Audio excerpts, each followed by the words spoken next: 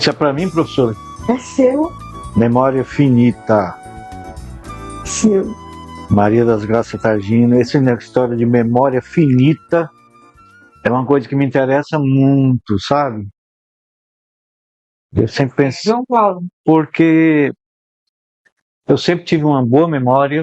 Eu cheguei a ser um prodígio de memória, ao ponto de, numa gincana, me chamarem para levarem a pessoa que tinha maior memória, melhor memória. E eu fui, eu tinha uns 19 anos, e eles abriam o livro do Érico Veríssimo, olhar os livros no olha os livros do campo. em qualquer página eu dizia, foi lá no Museu do Piauí, eu fui representando o Colégio Diocesano, tiramos o primeiro lugar, ficou a comissão julgadora ficou impressionada com a minha memória, né? E, por exemplo, eu escrevi um monólogo sobre o Piauí com a letra P, 300 e tantas palavras com P, Piauí pequeno, pacato, pobre, Piauí, província perseguida, peste passava por perto, piauiense padece, preguiça, planos passados, perneira polida, peixeira com tudo, pescoço pesado, perfil pago, parabéns, pergunta. Aí, só que eu escrevi, eu prometi, Chico Anísio já havia feito isso num espetáculo dele com a letra C, Ceará. Eu prometi que ia fazer isso e nunca fazia, e eu fui afinal, fui fazer, finalmente, faltando poucas horas para a estreia do espetáculo. O que é uma falta de profissionalismo, mas também de uma autoconfiança na memória. E eu já fui com o dicionário pesquisando e fazendo o texto e já decorando. Isso é incrível. É incrível. E quando cheguei no teatro, sabia de cor. E nunca esqueci.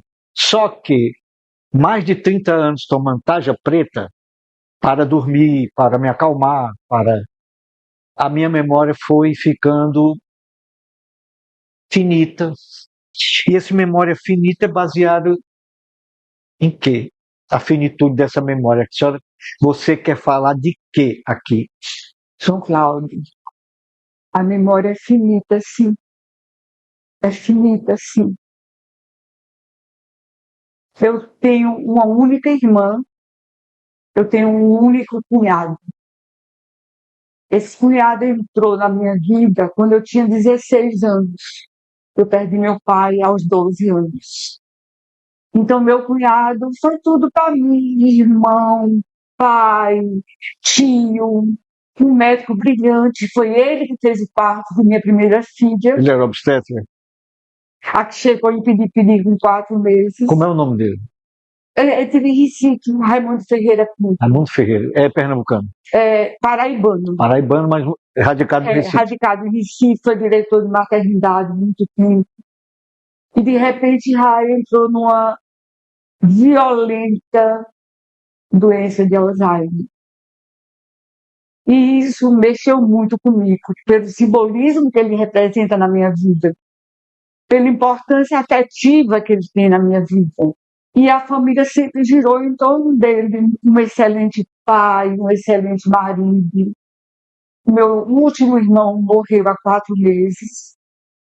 E então eu só tenho ele e minha irmã. Minha irmã já está com mais de 80 anos. E esse ano, por exemplo, 2025, eu passei parte do ano em Recife. Aliás, na Paraíba, porque ele é paraibano, da mesma terra do João Claudinho. E aí eles têm terra lá. É Cajazeiras ou Não, é o Iraúna? o Iraúna. É a terra da Erundina, É exato. do grande escritor e jornalista Zé Neumann e Pinto. O José Neumann Pinto é sobrinho do meu cunhado. Sabe como é que chamava o Iraúna antigamente? Não. Belém do Arrojado. Que isso? Era o nome da cidade. Agora, no Estado Novo, mudaram para o Iraúna. O Iraúna. O Neumann Pinto, é sobrinho legítimo do meu cunhado. Pois é, foi dono da editora Siciliano, né? Exato. Hoje, um grande jornalista. E aí, então, esse é o primeiro capítulo eu fiz para ele. O seu cunhado? Para meu cunhado. Ele está com Alzheimer? Está com Alzheimer. E aí, daí, surgiu esse título. Memória finita. Memória finita. E eu fiquei apavorado quando eu li, né? Porque eu também estou pensando, meu Deus, a minha memória está acabando. Mas eu vou te dar uma informação que eu acho que é valiosa para ti. Por exemplo, o meu cunhado, como médico, ele ainda consegue ter alguns pontos de referência na área médica em Recife. O Alzheimer tem cura. Como? O Alzheimer tem cura. Tem cura? Tem. Ele pode ser revertido? Não reverte. A cura precoce. O que você perdeu, está perdido. Está perdido. Mas já existem remédios, medicamentos, que podem ser aplicados dependendo do estágio. Dependendo do estágio. Essa história que o Alzheimer é uma inflamação do cérebro procede? A médica dele diz que não. Não. Porque, na realidade, Cláudio, você sabe que você me conheceu bem jovem ainda, talvez você não lembre de mim jovem, mas eu já fui jovem. Eu tive uma médica que você conhece, que é de Piripiri, a Lúcia Revo. Sim, minha prima. Ponto. A Lucia foi minha médica a vida. É uma obstetra e ginecologista. E eu dizia muito para ela, Lucia, essa história desse Alzheimer é a caduquice de antigamente. O pessoal falava, tá caduca. Tá caduca. E eu começo o primeiro capítulo exatamente contando isso. A minha mãe foi cuidar da mãe, da minha avó, estava caduca, e eu soube que ela tinha morrido. Eu tinha 12 anos, quando meu pai morreu. E aí eu saí, eu toda a vida fui muito, muito espontânea, eu nunca tive muito véu para me encobrir. Eu saí gritando na rua, minha avó morreu, a velha caduca morreu. E aí, quando minha mãe voltou de viagem, a vizinha não esperou nem ela desarrumar a mala, foi contando, e a surra foi chegando. E aí eu conto isso. E eu dizia para a Lucinha, é a caduquice. Lucinha, não é diferente. Qual é a diferença? Não tem. Quando eu vi esse livro, Memória Finita, eu vi no programa do Otávio César. Sim. Aí eu falei, Memória Finita, interessante isso. Esse título me dá medo. Porque as possibilidades do cérebro são infinitas. Nós usamos, dizem os grandes cientistas aí, que nós usamos 0,2% das possibilidades do nosso cérebro. Inclusive as possibilidades cognitivas. Mas aí você tem uma série de justificativas e de explicações, tanto do lado psicológico como tecnológico. Quer dizer, tudo hoje em dia é muito imediato, imediatista. E muita informação. Muita informação. E você selecionar a informação é uma arte. Isso é uma arte primorosa e dificílima. Dificílima. Porque aí é administrar mesmo. Administrar a informação. Porque o excesso de informação é desinformação. E cria ansiedade. É desinformação. Inclusive, eu tenho no meu acervo um livro extremamente interessante, chamado Ansiedade da Informação. O livro é recente? Não é tão recente, mas é um livro extremamente atual. Seria da década de 70 ainda? Não, mais para cá. Mais para cá. Que ele mostra exatamente a angústia que você passa a vivenciar quando você não consegue acompanhar o outro. Por exemplo, todos nós, você também deve ter vivido isso. Você está numa festa, alguém diz assim, gente, quem ganhou o Oscar foi fulano de tal, com filme. Você passou batido, mas você faz. A maioria das coisas de hoje, eu não sei. Não é verdade? É verdade. Aí, o que é isso? Você está fugindo. Eu ainda estou preso nos anos 80. Pois é, você está fugindo da possibilidade sadia de você dizer, não, eu não sei. As pessoas têm vergonha de dizer que não sei. Às vezes eu digo mesmo que não sei. Até quando me convidam, eu já digo logo, olha, eu estou atolado nos anos 80. Mas você vai sair. A música dos anos 80, a literatura dos anos 80, sabe?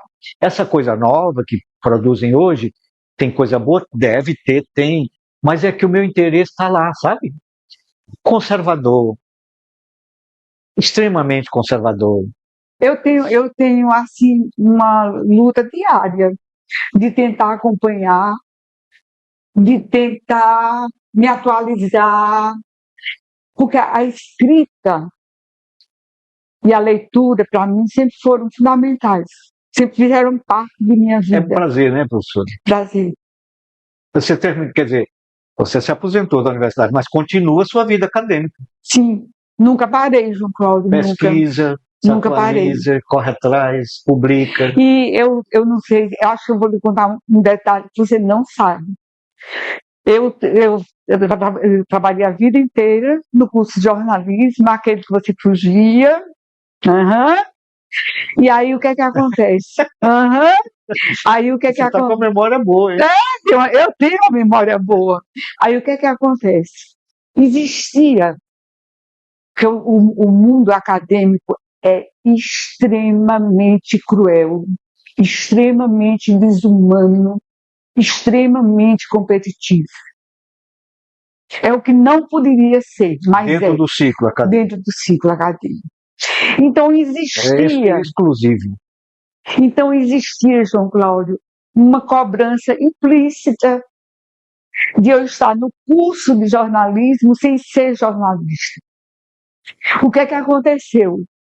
Eu já tinha doutorado em ciência da informação, eu fui fazer graduação em jornalismo. Era uma teórica da comunicação, né? Não pode não ter o dia a dia da redação, mas era uma teórica.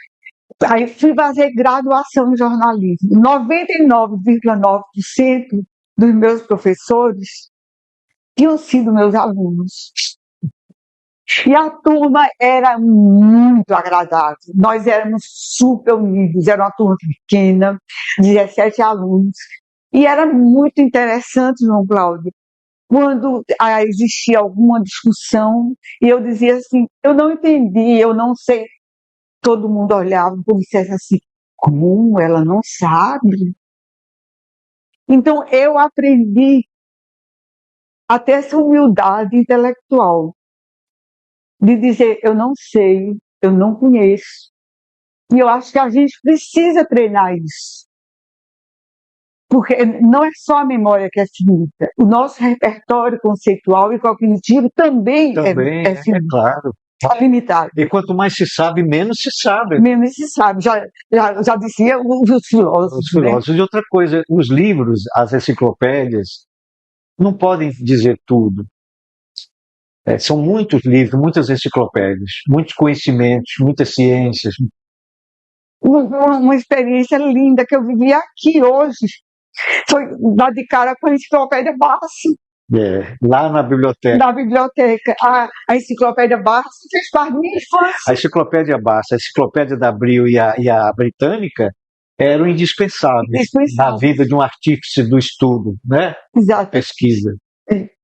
E a vida acadêmica, o que tem de glamurosa? Na minha acepção, e eu tenho quase certeza, e eu não sou mulher de muitas certezas,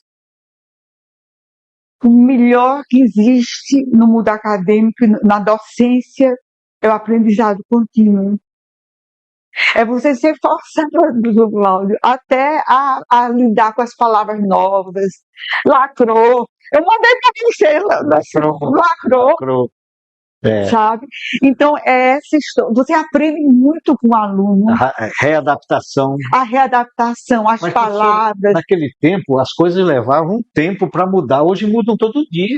Sim, mas por que a gente não tem que correr atrás todo dia? Muda todo dia, né? Sim, é uma revolução tem que correr atrás todo dia, urgente, cara. premente. Não está sem impressão de que o tempo está passando mais depressa, né? E realmente. Agora, sim, eu penso que o avanço tecnológico, as facilidades do conforto, da comunicação premente e urgente, elas nos anestesiam diante de uma certa tragédia que nós estamos inseridos. Uma tragédia de superficialidade, sim. Não é? E desamor, de competição, de valor do dinheiro sobre todos os outros valores estéticos, tradicionais, culturais. Isso tudo me deixa muito inquieto e deprimido. Assim. Mas a mim também, João Cláudio. A gente sempre pensa que a dor do outro é maior do que a da gente, mas eu também tenho esse tipo de dor. De ver como as pessoas estão, sabe, se afastando do outro. Você olha o celular, mas você não olha para o companheiro que está aqui ao seu lado. Acho que é um esvaziamento de ideias e de homens. E não é só no Brasil, não. Não, de jeito nenhum. Vamos pegar o chanceler alemão que falou mal de Belém. Ele está muito longe de ser um Willy Brandt, em um Konrad Adenauer da Alemanha, quer dizer, não tem estatura de um chefe de Estado. Porque você vai, Para poder fazer uma crítica. você vai à minha casa. A minha casa é a mais pobre possível, suja, ou qualquer. Você não vai falar. Exato. A sua estatura moral, sua caridade, seu humanismo não vai. Não é permitido. Não lhe permite não fazer permite, uma crítica não permite. frontal e pública desse tipo, humilhando um país que lhe recebeu. Que lhe recebeu. Essa é uma estatura de estadista, né? Só que esse exemplo que você dá, considerar vários aspectos culturais, tal, antropológicos. Só que esse exemplo que você dá permeia várias esferas. Eu estou pegando o homem da Alemanha, o país mais desenvolvido da Europa, né? Então eu digo, esse deserto de ideias e de homens é no mundo todo. Agora, há muita coisa boa ainda que se apegar. Quando eu vejo você produzindo, quer dizer, se atualizando, eu digo, bom, se ela pode, eu também posso, né? Não é isso? Suas colegas não dizem isso, não? As colegas remanescentes da universidade, graça, mas tu não para. Dizem não. Você gostaria que elas dissessem? Talvez sim. Mas sabe que eu aprendi a passar batido? Mas você se sente não reconhecido? Não. Eu acho que aqui no Piauí, aqui em Teresina, para uma mulher que viveu só a vida inteira, que enfrentou a vida inteira sozinha, que não teve padrinho político, nem padrinho governamental, nem qualquer tipo de padrinhamento, eu acho que eu sou reconhecida. Eu me lembrei, você foi minha professora de diagramação, editoração e comunicação gráfica. E você sabe por quem eu sou reconhecida? Adivinha por quem? Pelos alunos. Pelos alunos. Todo lugar deve ter um, né? Sou seu aluno. Eu, por exemplo, antes de ontem, eu fui ao lançamento do livro de um piripirense, Ricardo Rezende. É um louro. Filho de Janete e Manuel, exatamente. Ele lançou antes disso. Manuel da Cepisa, né? Exatamente, o Manuel morreu. Seu Manuel Janete morreu. Tá viva aí. Janete morreu também. Morreu? Morreu. E aí está lá o lançamento do Ricardo, e cheio de advogado, né? Porque ele tem uma estatura profissional elevada. E aí o que apareceu de aluno não estava no gibi. Professora, você ainda tem a mesma vitalidade, professora. Eu envelheci, você está toda serelepe é uma maneira de desistir. Então, por exemplo, agora mesmo na divulgação do livro, veja você, vamos pegar você como exemplo, como você foi receptivo. Eu não precisei pedir a alguém para falar com o João Cláudio para me receber. Professora, você é uma legenda aqui. Então, eu consegui o respeito dos alunos exatamente pelo meu compromisso com a educação. Porque você é muito modesta, não é não? Não, João Cláudio, eu sou na medida. Na medida? Porque eu acho que você tem que ter respeito ao outro. Porque seu nome era, no tempo que eu estava na universidade, era um nome muito respeitado. Ainda é. Respeitadíssimo. Ainda é. Por quê? Porque eu passei pela universidade. A universidade foi minha vida, foi minha casa, foi meu tudo. Você ajudou a fazer a universidade. Eu entrei aos 22 anos, como eu te falei antes. Setembro de 72. O projeto Piauí era o João Ribeiro. João Ribeiro. Esse João Ribeiro lacrou. Esse João Ribeiro seria uma espécie de congênere, de genérico, de similar do reitor Edgar, lá da Bahia, Edgar Costa, que era um reitor que nos anos 60 estimulou muito a cultura na Bahia. Eu lembro. Caetano, Elomar, tudo, Glauber Rocha, tudo nasceu ali, até às vezes impostos, foi do Rio estudar canto em Salvador. Eu nunca lembro do nome desse reitor, Edgar Santos. Então, o Alberto Silva queria que o João Ribeiro, o projeto Piauí, além da universidade, criasse a CEPRO, que era um centro de pesquisa para diagnosticar. Existe, mas não tem um papel. Diagnosticar os problemas do Piauí e planejar, né, e dar prognóstico de desenvolvimento. Era para ser assim, uma coisa fechada, de gênios pensantes. Virou cabide de emprego. Aí, de repente, perdeu toda a sua função, como tudo no serviço público, e aí então eu me apeguei muito nisso. E nesse, eu te falei do lançamento do livro do Ricardo, eu encontrei uma senhorinha, já não tão jovem, e ela me disse assim: professora, eu guardo da senhora uma lembrança muito linda. A educadora mais comprometida com o ensino que eu conheci. Então, isso é muito confortante. Você gostava da aula, professor? Adoro, gostava, não gosto. Você não faz um curso online, como o Olavo de Carvalho fazia? Cadê a cara a cara? Cadê eu saber se você está triste? Cadê eu saber se você está bem? Essa coisa você acha que, na sua opinião, necessita do tecido humano, né? Humano. Eu também, até psicanálise ou terapia, eu não gosto de fazer online, só se for Eu gosto muito do contato, sabe, João Cláudio? De eu perceber aquela tristeza, aquela alegria, aquela euforia, aquela paixão, aquela tristeza no aluno. Eu gosto muito de ensinar. E descobrir aqueles que são mais inquietos, outros mais sensíveis, não é? Exatamente. E aí, quando o aluno, o professor acha que aquele aluno é interessante, ele dá aula no corredor. Na sala de aula, não, no corredor. Eu fui aluno do professor Camilo. O Camilo tinha uma cultura clássica, um homem inteligentíssimo. E bondosíssimo. Agora, a aula dele, ele arrotava retórica, e aí ele ia para casa, ele dizia assim: eu vou assistir a uma viúva, que era o Roque Santeiro. Mas se você pegasse o Camilo no corredor, que eu peguei ele no fim da vida, já estava se aposentando, já estava sem saco. Se você pegasse o Camilo no corredor para perguntar as coisas, ele dava uma aula profunda, lhe ensinava, lhe dava as fontes bibliográficas.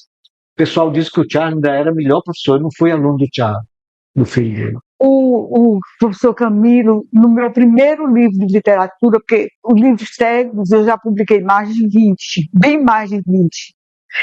E de literatura, esse é o 5º. No primeiro livro que eu lancei de literatura, Palavra de Honra, Palavra de Graça, eu tenho uma crônica que eu acho que é uma das crônicas que eu mais amo na minha vida, que eu fiz para o professor Camilo. O professor Camilo era um homem muito bom. Era um homem muito engraçado, muito digno, sabe? Engraçado.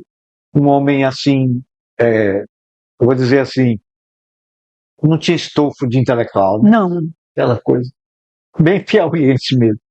Eu tinha assim, paixão pelo professor Camilo, muita gratidão a ele. Muita gratidão. A convivência foi boa? Muito boa. Aprendeu muito com ele? Trabalhei diretamente com ele naquela época, a biblioteca era diretamente ligada à reitoria. Trabalhei com ele 11 anos. Hoje a universidade tem uma biblioteca maravilhosa, né? A biblioteca Carlos Castelo Branco. A biblioteca jornalista Carlos Castelo Branco. No meu tempo a biblioteca era precaríssima. Tu não fala da minha bibliotequinha, não. E você fez um milagre ali. Você sabe o que aconteceu? A biblioteca começou a operacionalizar em setembro de 72. Em março, não lembro exatamente o mês, de 73, veio um grande coordenador da CAPES, Antônio Lisboa, maranhense, mas detestava dizer que era nordestino. O Antônio Miranda veio. Quando ele terminou, ele estava fazendo catálogo para a CAPES das bibliotecas universitárias daquela década. Um trabalho muito sério, aqueles volumes grandes, aquela coisa bem... E aí, quando eu fui levar ele no aeroporto, por uma questão de delicadeza, de educação, de polidez, e ele disse assim para mim: Gracinha, você tira leite de pedra. Foi-se embora. Com 2 meses, a CAPES mandou para mim uma bolsa de estudo para eu ir para a Inglaterra. Porque ele disse que tinha ficado assim, Foi estudar em que universidade? em Leicester. Ele disse que ficou encantado como é que eu conseguia promover aquilo. O fato da universidade ser fundação ajudava? Fundação universitária? Não, porque a biblioteca naquela minha época era unidade orçamentária, e isso facilitava. E eu tenho o espírito de cigano, de pedinte, seja lá o que for. Quando você deixou a biblioteca, ela tinha quantos volumes? Não sei exatamente. Eu acho que hoje tem mais de 300 mil volumes. Porque naquela época existia uma prática, não muito sadia, de as pessoas, as famílias perderem seus entes e literalmente jogarem os acervos na biblioteca. Ah, pensei que era fora. Não. E aí a gente não podia selecionar o material que era realmente de serventia para a comunidade. E é muita coisa que não interessava? Que não interessava. Doavam, né? Doavam. E a doação você tinha que engolir, literalmente engolir. O padre Raimundo José, quando morreu, me lembro demais, deixou uma biblioteca de 30 mil livros. Eu falando com o Diogo, o irmão dele, que também era professor, né? Diogo Aire Moraes. E o Diogo disse, não, nós não vamos dar isso para a igreja. Uma vez o Diogo me disse, aí não sei se quem quer comprar, sei que hoje está no seminário maior de Teresina. Mas eu conversando com os seminaristas, ele disse, nós poucos vemos os livros do padre Raimundo José, porque muito está na internet e muito tem livros novos que eles se interessam. Eu gostaria muito de ver a biblioteca do padre Raimundo José, eu nunca vi, só de ouvir falar. A biblioteca do Clidenor Freitas Santos, lá no Meduno, era também uma biblioteca de 30 mil volumes. Eu não sei por que não doaram para a Academia Piauiense de Letras. Ou se doaram, eu não sei. Posso estar falando aqui o que eu não sei, né? Eu também não sei. A biblioteca do Carlos Castelo Branco ficou naquela Casa de Cultura do Barão de Gurguer, na Praça Saraiva. Aquela casa era da igreja, alugada para a prefeitura. Quando entrou o doutor Pessoa... A Casa da Cultura acabou.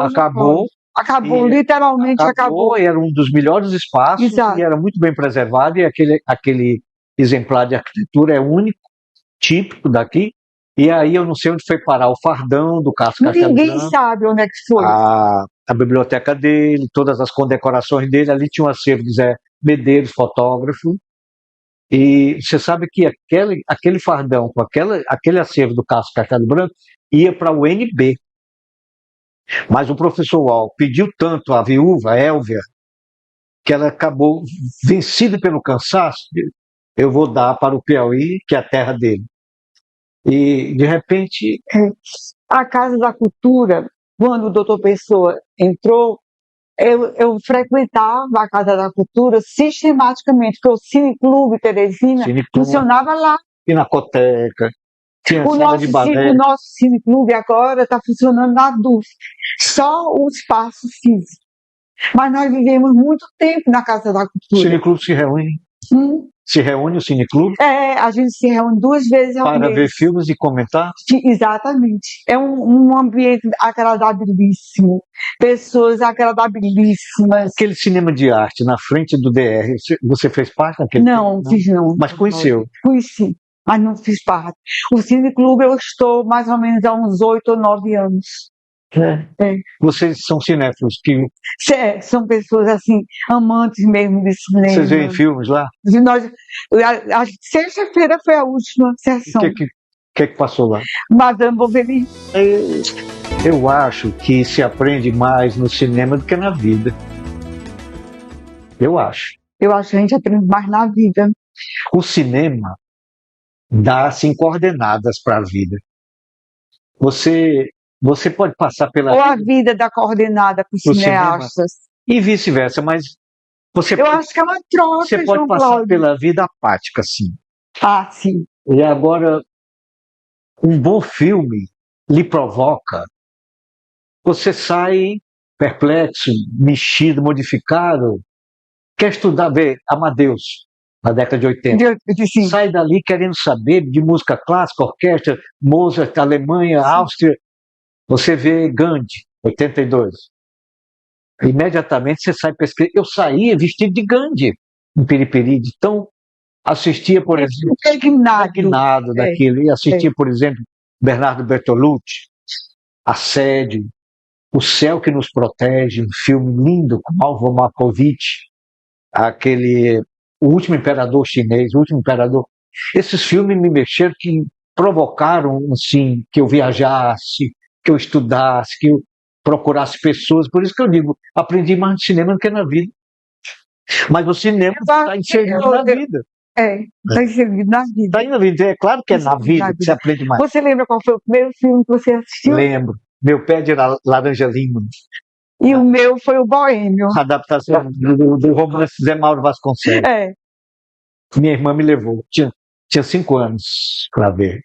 Eu me lembro como se fosse hoje o primeiro filme. Qual foi o filme que mais lhe impressionou? Eu gosto muito das Pontes Médicas. Você já assistiu? Não. É um filme, assim, muito lindo e tem uma identificação muito forte com a minha vida. Nunca assisti Cidadão Kane, por exemplo. O Nome da Rosa eu vi mais de 1000 vezes. Do Humberto Eco. Humberto Eco. Exatamente. A adaptação da obra dele, né? É. E era o período que eu estava na universidade. Então, aquele ali, Humberto Eco era o intelectual da vez. E permaneceu como intelectual da vez até morrer. Até morrer. Depois ele foi substituído lá por um italiano, Domenico De Masi. De Masi. Falava do ócio criativo. O ócio criativo. É muito interessante isso. Então, eu acho que o meu diferencial quando você fala em reconhecimento foi isso. Foi de eu nunca ter deixado de estudar, de eu nunca ter deixado de escrever, de eu nunca ter deixado de ouvir as pessoas. Porque ouvir é mais difícil do que falar. Ah, sim. Não é? Exatamente. Então, por exemplo, quando eu falei, fui fazer graduação, já doutora em ciência da informação, fui fazer graduação em jornalismo, da graduação fui fazer o master em Barcelona, fui fazer o pós-doutorado em Salamanca, já bem coroinha, João Cláudio. E no pós-doutorado, eu escrevi jornalismo cidadão. Nós estamos falando com a PhD. PhD em jornalismo? Em jornalismo. Aí deixa eu dizer que ganhou o prêmio da Unesco, do programa Informação para Todos. Esse negócio de prêmios de livro, você se inscreve? Não, a Unesco, você não se inscreve, eles escolhem. Eu não sei. Eles procuram a editora e. Eu acho que as universidades propõem. Para mim, foi uma grande surpresa. Isso aqui é de que ano? 2009. Ainda estava na universidade? Ainda estava na universidade. Esse aí seria o mais teórico dos seus livros? Não, eu tenho livros bem teóricos. Por exemplo, eu tenho uma trilogia. Isso aqui é uma tese, né, professor? É uma tese, mas é uma adaptação para livro. Sim. Porque a linguagem é diferente. É a tese de pós-doutorado. De pós-doutorado. Feita fora do país. Na Espanha. Passei 3 anos na Espanha. Morando lá? Morando lá. Salamanca, não? Morei 2 anos em Salamanca e 1 ano em Barcelona. Morei na Itália, em Siena. No norte. Para aprender italiano. Morei 6 meses na França para aprender francês, na Rochelle. Então, eu acho que esse diferencial servia de exemplo, como que ele dizia assim, é que essa criatura pode, eu vou poder também. Esse aqui é uma trilogia sobre revistas. São 3 eu me lembro. Você tinha fixação em revista. Me lembro disso. Esse aqui foi pelo Eu cheguei a colecionar revistas por sua causa. Hoje não existem mais as revistas. Não. Revistas. Mas em revistas técnicas existem ainda tudo online. A revista Domingo, dentro do Jornal do Brasil, que charme. Eu trouxe só assim alguma coisa, só para você ver. Eu me lembro, professora, você era apaixonada por revistas. E aí, imediatamente, passa aquela paixão para a gente. Isso aqui é uma história muito bonita, muito linda essa história. Eu já assim, já os colegas tomando minha sala, boicotando meu computador, sabe, assim, massacrando até onde a tua resistência vai. E eu, naqueles corredores abaixo, acima, sem ter onde ficar. Me botaram para dar uma disciplina de redação técnico-científica, tinha outro nome, no mestrado. 2, 4, 6 alunos se inscreveram nessa disciplina, 6 alunos. João Cláudio, foi uma das experiências mais lindas que eu já vivi na minha vida. Eu fiz loucura com esses alunos. Cada aula era uma doidice, era uma metodologia nova. Botei os meninos para irem para a praça, com roteiro, impedidos de falar, e a partir daí, cada um escrevia um texto. Os textos eram completamente diferentes. Uma música de Caetano, uma velhinha de Caxangá, e aí a partir daí eles criavam. A disciplina foi tão linda, João Cláudio, que a gente terminou lançando esse livro, nem precisa da palavra. Evidentemente você não imaginava que fosse, né? Foi uma surpresa. Foi uma surpresa linda. Agradável. Como dizia um amante cubano que eu tive, uma grata surpresa. Então tudo é objeto de livro, né? O livro é o que fica, né, professor? Porque, sabe, a gente se amou tanto, a gente grudou tanto um no outro. 6 alunos. 6 alunos. 7. 7 sou eu, a 7ª sou eu. Essa aqui é Essa você. daqui sou eu. Essa que está com escolar. Enfeitada. No meu tempo tinha uns chapéus. Ainda tem, de vez em quando. Ela chapeleira. Era. Esse modo de se vestir, muito lúdico, muito pessoal, e que isso implica numa personalidade bastante forte. Isso é uma característica sua desde sempre? Desde sempre, João Cláudio. Você mesmo cuida da... Você não obedece à moda, você tem a sua moda. Nunca. Eu me lembro quando eu cheguei me pedir, eu bem menina, 20 anos na cabeça de 15, ralifado de batata que eu botei para cozinhar. E os meus vestidos eram tudo daquelas casinhas de abelha que a tua menininha vai estar usando. Favo de mel. Favo de mel. E as pessoas paravam na rua para olhar como você é linda. E eu não sabia que eu era, que eu fui. Você, não, ainda é, professor. Olha, bonita e graciosa. Permite que eu lhe interrompa. A graciosidade, vem de graça, né? Graça Tagina. A graciosidade, ela não acaba. Ela permanece. E ela é muito mais importante do que a beleza? Sim. Porque a beleza acaba. A beleza acaba. E a graça é mais importante do que a beleza, e ainda lhe digo mais, que o anjo Gabriel, quando saudou Maria, disse ave cheia de graça. Não disse ave cheia de beleza, ele disse ave cheia de graça. Nas feições do rosto, na maneira de falar, de se comportar, de se vestir. Isso é importantíssimo. Você vê, o Ney Matogrosso tem 84 anos. Meu Deus, sou fã do Ney Matogrosso. Como aquele homem pode, com 84 anos, manter-se tão jovem, de mente e de corpo, fazendo o que ele faz? Foi muita disciplina, foi muito amor ao corpo, ao trabalho, consciência corporal. Eu acho também muito amor ao outro. Ao outro, claro, de levar, porque tudo que ele fez foi para dar-se, né? João Cláudio, teve um dia, eu estava no auge da universidade, assim, vivendo intensamente cada dia, cada hora. Menino, eu me enfeitei tanto para ir para essa universidade, que quando eu olhei no espelho, eu manguei de mim, eu zombei de mim. As pessoas diziam, você usa chapéu porque isso viu a história que eu estava com CA, e mil histórias, né? Nunca me incomodei. Não lembra da professora Maria do Carmo Bedar? Lembro. Usava uns turbantes. Mas depois ela passou a usar chapéu depois de mim. Foi. Mas primeiro ela usava uns turbantes, assim. Acho que ela hoje está no Canadá, né? Eu não sei, nunca mais eu soube notícias de Maria do Carmo. Ela casou com um canadense? Mas ela separou muitos anos. Muitos anos. Ela tinha um livro sobre casamento, relações conjugais. Eu me lembro do Chiganismo, né? Que casou tantas vezes e escreveu sobre como se manter casado. Como segurar seu casamento. Foi, eu achei ali muito paradoxal. E aí as muito pessoas diziam assim, gracioso. mas Chico, você não entende nada de casamento, quem entende sou eu. Estou casado com a Dona Maria há 40 anos. Aí ele disse, você entende de Dona Maria. Exato. Eu entendo do que é que eu não devo fazer para não terminar o casamento.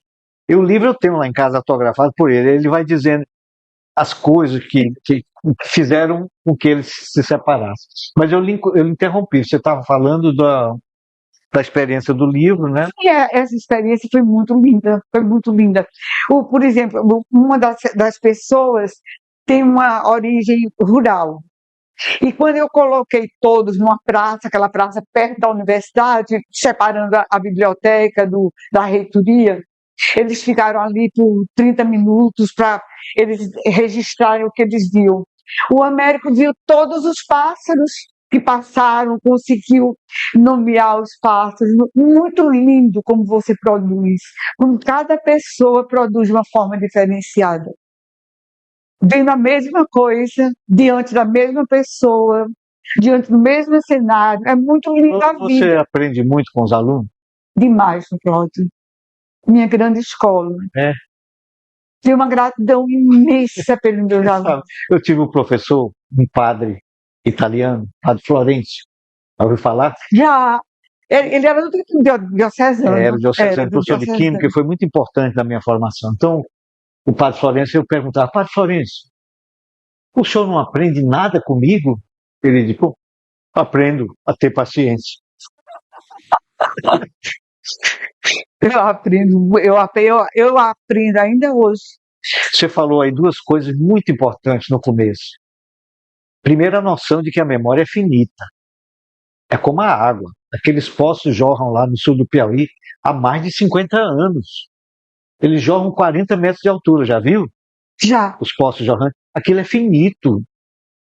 Eu não posso compreender que eram 7 tampados, deixaram 2, ou foi 1. Mas eu não sei porque não serve para nada aquilo, só para turismo, para lazer e tal. A memória é finita. Depois, se aprende muito com os alunos. Muito. A experiência tem que ser levada para o livro. Porque o livro fica. Mas. E aí não é nem uma questão de interrompendo, perdoe. Não é que tem que ir para o livro, é porque foi uma coisa tão explosiva. Eles queriam esse livro. Mas eu digo assim, o livro é a minha tese, essa aqui é a minha tese. Eu tenho um livro de crônicas, que foi 1.000 exemplares, no lançamento eu vendi 500 lá no São Paulo, dei para os amigos e acabou, e até o Oswaldo Tavares disse que só crê que eu tenha escrito esse livro se ele vê um exemplar. Tem um exemplar na casa de minha mãe, que já morreu, está lá em Periperi.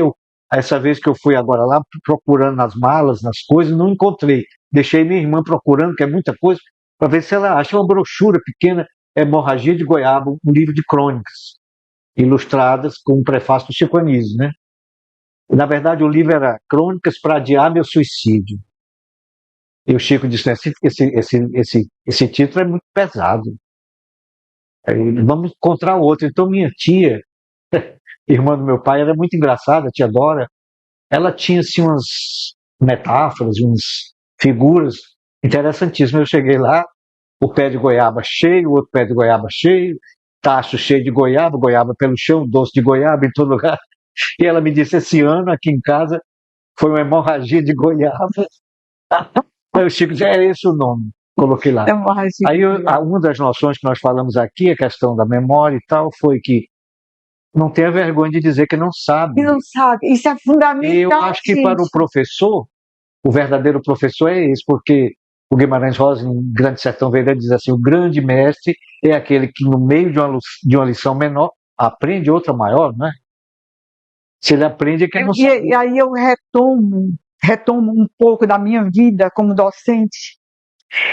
Eu era bibliotecária na biblioteca pequenininha que você conheceu, e naquela época existia um programa do Ministério da Educação chamado ProTiab, que era um projeto de treinamento para auxiliares de biblioteca para as pessoas dos municípios, dos estados. E aí, então, eu dei 6 vezes esse curso. Num desses cursos, João, vê que lição de vida. Ainda hoje eu me emociono quando eu falo disso. Uma das alunas era uma pessoa que eu nunca esqueci o nome, Ieda. Era uma menina bem jovem, bem gordinha, bem estudiosa, bem caladinha. Aquele aluno que você quer, que você sonha com ele. E eu dando aula de referência, como é que você referenciava as obras, por que é que você precisa identificar o livro, porque como é que você vai chegar na livraria, eu quero um livro de cor vermelha, e eu dando aula. E quando eu fui dar a questão da referência, e ela me disse, Gracinha, eu digo, diga lá, Ieda, por que essa pontuação dessa referência? Eu parei e falei, Ieda, porque eu aprendi assim. Aprendi assim, Ieda. E eu fui a melhor aluna do curso o tempo todo, mas eu vou procurar uma resposta. João Cláudio, essa moça foi fundamental na minha vida. Eu tinha 23 anos. Eu aprendi que você não pode ensinar sem explicar o porquê. E eu descobri o porquê das referências. E eu ajudei muita E a gente. sua resposta havia sido evasiva, né? Não, eu disse a ela que não sabia. Eu disse a ela, eu estou ensinando porque me Aprendi ensinaram assim. Aí eu fui estudar o porquê. E a referência tem todo um motivo. Por que é que você bota um ponto? Por que é que você bota dois A pergunta veio de onde não se esperava, né? A aluna quietinha. E você está entendendo? Ela não me ensinou a ensinar referência. Ela me ensinou como ensinar. Ela lhe questionou. Muito lindo isso. É. Muito lindo, é muito forte isso. E eu nunca esqueci essa A moça. sala de aula é o seu solo sagrado, né? É meu pau. É o seu pau. É. Ainda há pouco a gente estava falando em envelhecer, e eu falei do Ney Matogrosso, ele encomendou uma letra a um compositor chamado Carlos Renaud. Carlos Renaud. Quando ele foi sentindo que estava envelhecendo, o Ney, e começou a ficar preocupado, é o meu caso, Nosso caso. porque é o seguinte, o meu problema não é envelhecer. O meu problema é que passa depressa demais. De repente eu tenho 80 anos. E você tem que se preparar, mente, corpo e alma e corpo, né? Tudo. Como é que você vai se segurar em pé e tal. E como vai manter as relações sociais e essa curiosidade intensa, esse brilho de continuar aprendendo. Ele encomendou. E aí a letra diz: envelhecer certamente com a mente sã. Envelhecer certamente com a mente sã e renovando dia a dia, a cada manhã, tendo prazer e mantendo com o corpo são. Eis o meu lema, meu emblema, eis o meu refrão. Eu fui ver e fiquei impressionado com o show, sabe? Nunca vi um homem tão bom de palco como Ney Matogrosso. Não existe. Não existe. Eu assisti, acho que na minha vida toda, eu só assisti 2 shows. Além de grande cantor, aquela grande. Isso que a Madonna faz, Lady Gaga, ele já fazia há muito tempo, de uma forma muito mais original. E esse negócio que eu falei de originalidade, como se veste, seu senso estético e tal, que é só seu. Você tem isso, né? Em casa, na vida, a sua estética. Sempre tive, né? A sua estética. Ela é baseada em quê? Só no gosto pessoal, numa pesquisa, numa fonte? E nada, eu acho que é assim. Eu gosto, é intuitiva, é intuição. Se alguém entrar nunca acompanhei moda. Se alguém entrar na sua casa, vai dizer: aqui morou a Gracinha. Até entrar lá em casa, até quando chega no hall, já é meu apartamento. Lá não existe bagunça assim, né? Não. Tudo organizado. Olha, eu sou muito sistemática. Quem entra na minha casa, na sala de visita, fica impressionado com a organização. Até elogia, porque imagina que eu seja uma pessoa assim. Agora, se entrar no meu quarto, é tsunami, sabe? Eu sou extremamente organizada. Metódica, sou. Mas foi professora de metodologia. Mas você sabe o que é que eu acho? E eu converso muito isso com a moça que vai uma vez por semana na minha casa, que é um anjo bom que eu tenho. Eu disse isso. Você manter uma casa arrumada dá menos trabalho. Dá menos. É aquilo que o pai da dona Socorro Claudine dizia a ela: quem não quer sofrer pouco, sofre muito. Eu acho que você manter as coisas Dona organizadas. Socorro dizia que dava as instruções para a empregada colocava tudo errado. Ela dava novamente, a empregada colocava tudo errado. Ela disse, é como meu pai me dizia, quem não quer sofrer pouco, sofre muito. Aí ela ia e E colocava, colocava como ela entendeu? queria. Para poder, por exemplo, se de repente eu sou viciado em Vick e a luz falta, e eu preciso de uma lata de Vick, eu saber onde ela está, entendeu? E você ainda tem muitos livros em casa? Eu, quando o Firmino assumiu uma das prefeituras, a Cláudia Brandão era secretária de comunicação. Você lembra qual foi o mandato? Eu dei mais de 1.000 livros para. Biblioteca Abdias Neves? Foi. Inclusive, a Cláudia me deu um diploma, uma coisa assim, que foi quando eu me separei. E aí eu fui morar num apartamento e não tinha nem como comportar. E hoje em dia, essa preocupação eu tenho.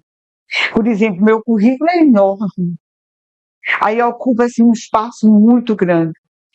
Os álbuns de fotografia, muitos.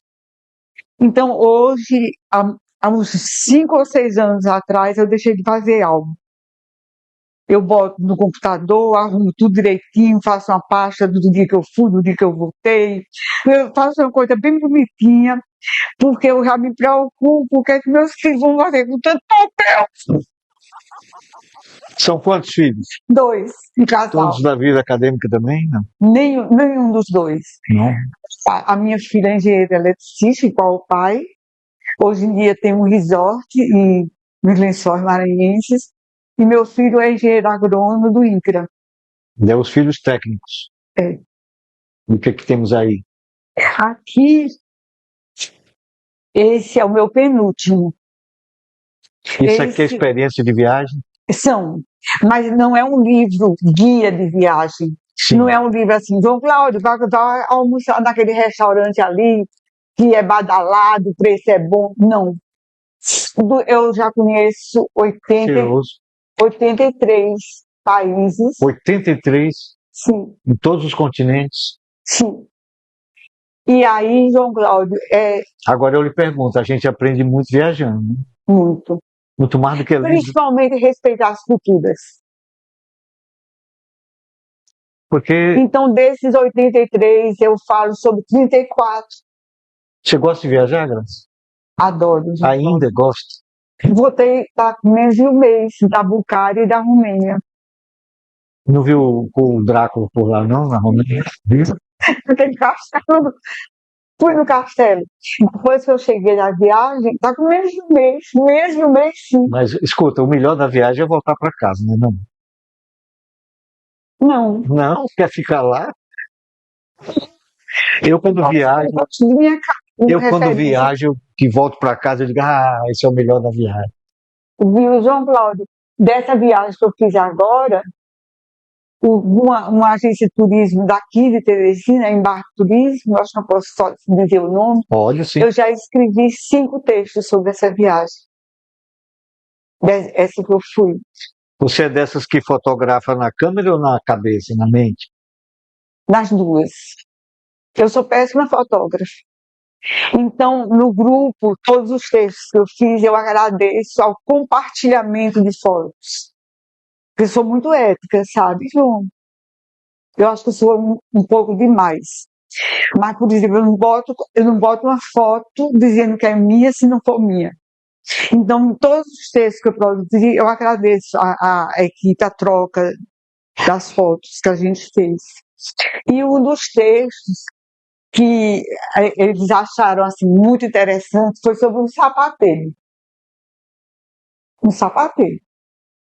No primeiro hotel que a gente parou em Sófia, tinha, você lembra, você era pequeno, mas você lembra que tinha uns sapateiros que tinham todo um ritual, assim, um bocado de escova, um bocado de prego dentro daquelas gavetas. Exatamente. Prego pequeno, prego grande, prego. Eu entrei ali, João, no hall do hotel.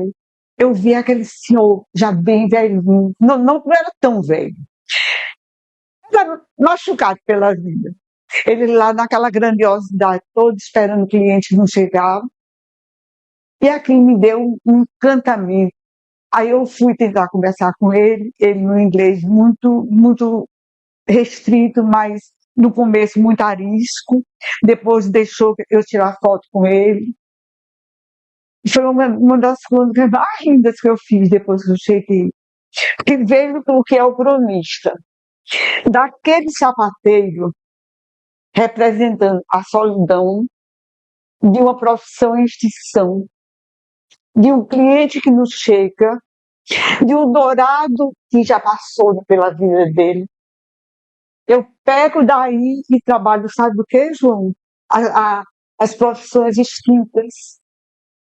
O leiteiro que entregava o leite na porta da tua casa, o padeiro, o mensageiro, principalmente na zona rural, que ia acordar as pessoas que iam viajar. Então eu faço, a partir dessa leitura desse sapateiro, eu trabalho a extinção das profissões e a renovação de outras profissões. Quando eu jogo o texto, as pessoas dizem: e esse homem estava lá, ninguém viu. Ainda bem que eu fotografei. Então o cronista ele tem essa possibilidade. Para a maioria passou batido. Passou batido. Você sabe que 3 coisas me enfraquecem: o pecado, a doença e as viagens. Graça, muito obrigado. Obrigada a você. Obrigado, maravilhosamente. Você atua na vida e no seu solo sagrado.